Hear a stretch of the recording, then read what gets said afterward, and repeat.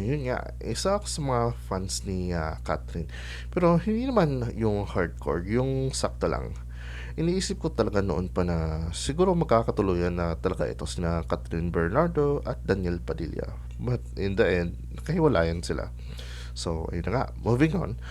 Nakita ko lang sa TikTok at YouTube at iba pang social media. Ang ang mga fans ni Catherine. Nag-i-switch sila from Katniel to Kat din.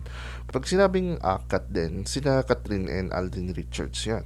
Isa-isahin natin yung mga sinasabi nila. Bagay daw sila nina Alden Richards at Catherine Bernardo. No offense mga Katniel fans. May kanya-kanya tayong opinion. Para sa akin, mukhang mas bagay talaga sina Catherine tapos si Alden. Hindi ko man kilala si Alden sa totoong buhay pero base sa mga nakikita ko sa kanya during interview, humble siya, mabait, totoong tao, marespeto. Kung alam niya lang, kahit yung mga director sinasabi din, yan daw yung characteristics ang nakikita nila kay Alden. Mabait daw talaga si Alden. Catherine and Alden, malakas ang chemistry. I can also agree with this comment. Kasi iba yung ngiti ni Catherine pagkasama si Alden eh. Tapos yung tipong the way na mag-usap sila is parang similar sila ng aura at ng vibes. Kung parang basta ganun na gets niya. Basta yun yan. When the time is right, when Kat get healed, I hope he will meet Alden again. Sa ngayon, nasa state pa si Catherine ng pagiging broken-hearted. Hindi naman pwede na pagkatapos ng breakup, tatanggap ka agad siya ng ligaw or something.